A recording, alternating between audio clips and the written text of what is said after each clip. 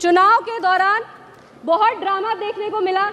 मछली पकड़े जा रहे थे तालाब में कूद कूद के, पर बिहार ने पूरे देश को बताया है कि राजनीति ड्रामा से नहीं, राजनीति नीतियों से चलती है, विकास से चलती है, नेता से चलती है और नेतृत्व से चलती है। इसी नेता और नेतृत्व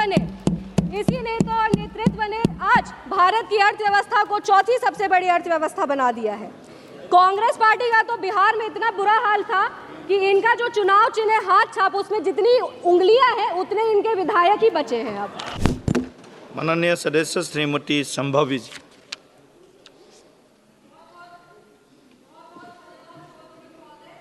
इतने महत्वपूर्ण चर्चे आपने मुझे मेरी पार्टी का पक्ष रखने की अनुमति दी। सबसे पहले हम अपनी पार्टी लोक जनशक्ति पार्टी रामविलास और पार्टी के राष्ट्रीय अध्यक्ष श्री चिराग पासवान जी की तरफ से सप्लीमेंट्री डिमांड फॉर ग्रांट 2025-26 का समर्थन करते हैं और चर्चा शुरू करने के पहले अपने यशस्वी प्रधानमंत्री श्री नरेंद्र मोदी जी और हमारी वित्त मंत्री श्रीमती निर्मला सीतारमण जी का आभार व्यक्त करते हैं कि उनकी नीतियों और वित्तीय प्रबंधन का परिणाम है कि आज विश्व स्तर पर लोग उम्मीद से भारत की तरफ देख रहे हैं। ये उनकी नीतियों का परिणाम है कि आज भारत की अर्थव्यवस्था चौथी सबसे बड़ी अर्थव्यवस्था हो चुकी है।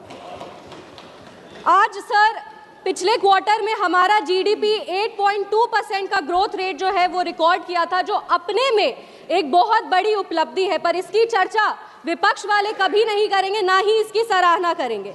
अगर हम जीडीपी की बात करते हैं, वही अगर हम विदेशी मुद्रा भंडार या जीएसटी कलेक्शन जो प्रति महीने है, वो भी अभी अर्थव्यवस्था में नए कीर्तिमान को स्थापित कर रहा है।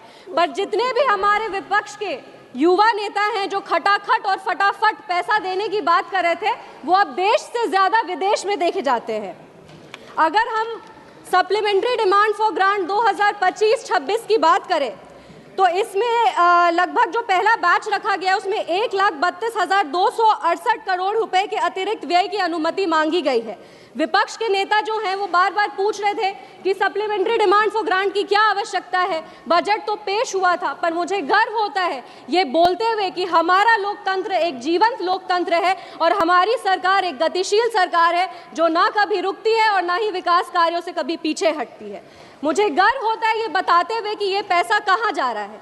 ये पैसा सारा, ये जितना भी सारा पैसा है वो गरीब, किसान, महिला, युवा, दलित, वंचित, शोषित वर्ग के लिए जा रहा है और उस विकास कार्य के लिए निकाला जा रहा है। ये जो आवंटित राशि है वो पेट्रोलियम और प्राकृतिक गैस मंत्रालय के तहत एलपीजी सब्सिडी की भरपाई के लिए जा रहा है, जिसके लिए लगभग 12,500 करोड़ की भारी राशि दी गई है। गरीबों के गैस कनेक्शन, एलपीजी कनेक्शन के लिए प्रोग्राम कंपोनेंट के तहत 3,178 करोड़ की राशि आवंटित की गई है। अनुसूचित जाति के लिए 302 करोड़ और जनजाति के लिए लगभग 156 करोड़ अलग से रखे गए हैं। अगर हम बात करें एलपीजी सब्सिडी के लिए तो एससी और एसटी वर्ग हेतु क्रमशः 83 करोड़ और 43 करोड़ रुपए का प्रावधान किया गया है।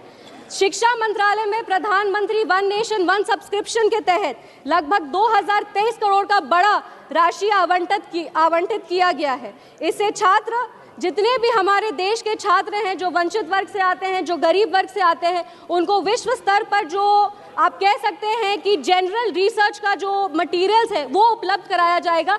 ये उन छात्र छात्राओं के लिए बहुत काम आएगा। अगर हम वर्ल्ड क्लास इंस्टीट्यूशंस की बात करें तो उसके लिए कुल मिलाकर लगभग 235 करोड़ की राशि आवंटित की गई है। केंद्र सरकार द्वारा डीम्ड यूनिवर्सिटी के लिए लगभग 45 करोड़ की राशि आवंटित की गई है। ये राशि आवंटित जितने भी पॉलिसी और स्कीम के लिए आवंटित की गई है, ये हमारी जो बेस आधारशिला है, जो विचारधारा है, उसको और मजबूत करता है, जो है अंत्योदय, कि जो विकास का कार्य है वो पंक्ति पर खड़े अंतिम व्यक्ति तक पहुंचे। इसी सदन में एक सांसद महोदया ने पिछले चर्चे में एक बात उठाई थी।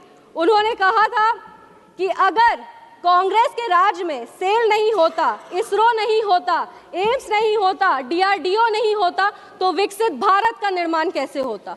उनको हम ये कहना चाहते हैं कि विकसित भारत के निर्माण के लिए एनडीए की सरकार प्रतिबद्ध है। किसी भी तरीके से शिलान्यास करने को और काम पूरा करने को, वो दोनों में बहुत ही अंतर होता है। इमारत की नींव को रख देने से मकान नहीं बन जाता है। आप सब ने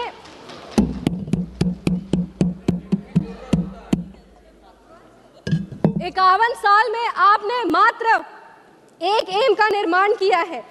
ये जब 2003 में श्रद्धेय अटल बिहारी वाजपेयी जी की सरकार आई तब जाकर 5 नए एम्स की स्थापना हुई।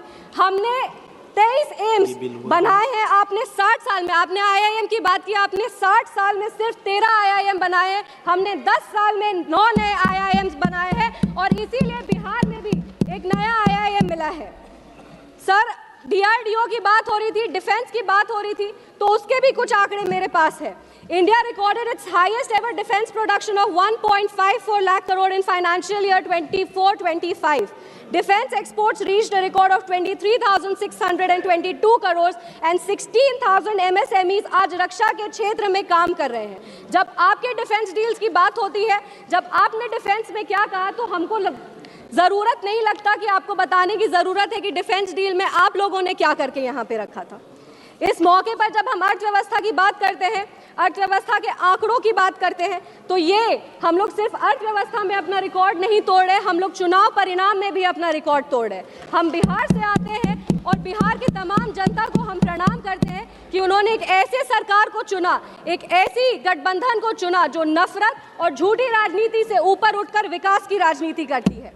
बिहार में सर सबसे ज़्यादा लंबे समय कि डबल इंजन की सरकार को आप कह सकते हैं कि अगर आप साल दर साल देखेंगे तो सबसे ज़्यादा अगर डबल इंजन की सरकार कहीं रही है तो वो बिहार में रही है। और 20 साल बाद भी माननीय मुख्यमंत्री श्री नीतीश कुमार जी के खिलाफ कोई एंटी इनकम्बेंसी देखने को नहीं मिला।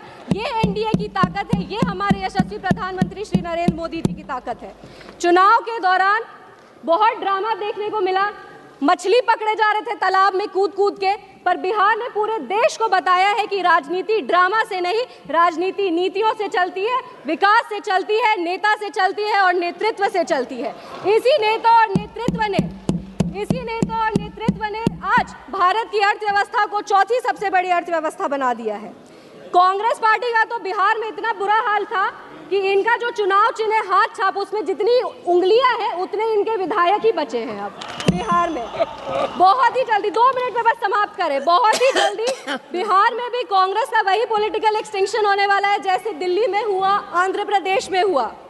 हम बिहार की बात कर रहे हैं, बिहार में जिस तरीके से सरकार काम कर रही है हम उसकी बात कर रहे हैं, तो ये बात भी हाईलाइट करना ज़रूरी है कि इंडिया अलायंस, मैंने पिछले सत्र में कहा था कि Bihar elections will be the last nail in India alliance coffin, और आज ये देखने को मिलता है कि मकर द्वार में साथ में प्रोटेस्ट तो करते हैं पर इतनी शर्मनाक हार के बाद ये दोनों एक दूसरे से आंख तक नहीं मिला पाते ये अलायंस वाले।